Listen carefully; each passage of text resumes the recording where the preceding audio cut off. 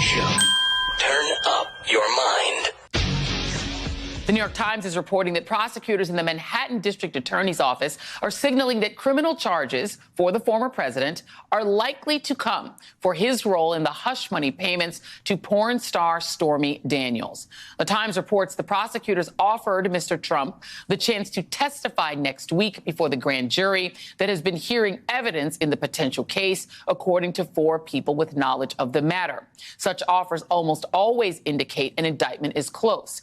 It would be unusual for the district attorney, Alvin Bragg, to notify a potential defendant without ultimately seeking charges against him. The Manhattan District Attorney's Office has declined comment.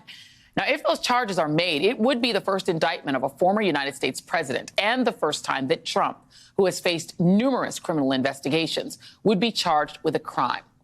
As you may remember, that $130,000 payment to Ms. Daniels was made in the final days of the 2016 presidential election by then-Trump lawyer and fixer Michael Cohen on Trump's behalf. Cohen ultimately went to jail for his role in that payment and has been a cooperating witness ever since. Just this week, Cohen met with the DA's office for the 19th time in preparation to meet with the grand jury as soon as next week. Okay, so I'm sure you've heard that, right? Everybody heard that. But oh, by the way, before I forget, spring has sprung. So this weekend we have to turn the clocks forward at what, like 2, 3, 4, 5 o'clock in the morning, something like that, because spring has sprung. Everybody, all over Joy's shirt there. What is that?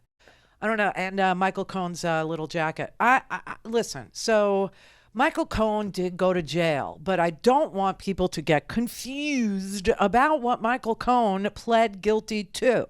Michael Cohen pled guilty to, yes, campaign finance violations for the $130,000 payment that he made sure, was laundered through law firms. You'll never forget the day that Sean Hannity learned that live on the air. Oh, so you funneled it through law firms? Yeah, that's what I did. I mean, but he also pled guilty to tax evasion and perjury, lying to Congress. And that's why Michael Cohen went to Otisville Minimum Security Prison, the only prison in the prison system that I'm aware of that has kosher food. But that's the situation. I don't know if Alvin Bragg is actually going to charge Donald Trump with tax evasion or a real serious crime, or if what we're talking about here is a campaign finance violation, in which case, don't get your hopes up so high. Because guess what happens there? Like nothing. And Donald Trump gets to be the victim. So be really, really careful what Alvin Bragg comes up with, because if Alvin Bragg comes up with some low-hanging campaign finance violation thing, it's because Alvin Bragg is covering Alvin Bragg, okay? If he comes up with tax evasion, it's because he's decided to actually look at tax evasion in regard to Donald Trump's tax fraud. So, I'm not the only one that thinks this. Adam Kinzinger, he said the same thing. He said, I don't think this is the whole enchilada. And then, Wolf, can Donald Trump run after he's indicted? And he goes, well, hell yeah, he can. He'll be a victim. He'll be the ultimate victim. What, are you kidding me? What's your reaction to this latest development? Yeah, I mean, I guess it's a big story to an extent. It's right. Not the enchilada I think everybody is thinking. Obviously, the biggest thing I'm interested in is what happens on the January 6th situation and stuff like that. But this, obviously, there's a lot of details I still don't necessarily know about this case. But as all your guests have been saying, it's going to be difficult to prove, difficult to prosecute.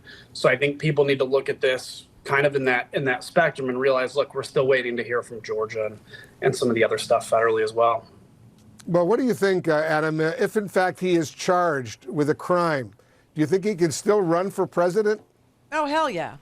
I think he absolutely will still run because it'll probably make him more popular within the GOP. I think this is a reality, whether it's this crime, maybe potentially even the January 6th, is look at what happened when he defeated impeachment the first time. Look at what happened, frankly, when he wasn't even removed the second time, which he should have been.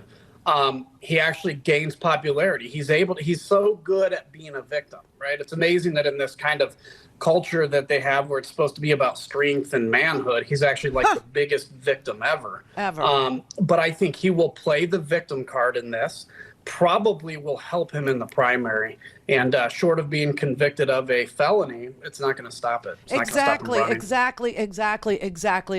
And so we don't know what in the world Alvin Bragg presented to this New York grand jury in order for them to indict. Okay. And so I don't know if he went into, I do know that, some of the RICO lawyers, the guys who, prosecuted big, giant, financial RICO crimes, organizations that were, completely corrupt, quit.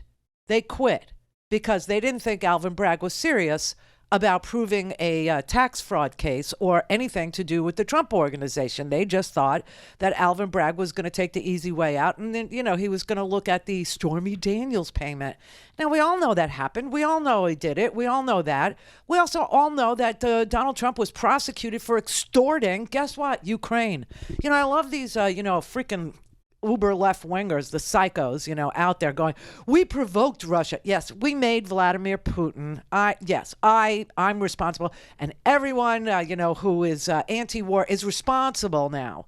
Yeah, for provoking. Oh, we got on the wrong side of Vlad somehow.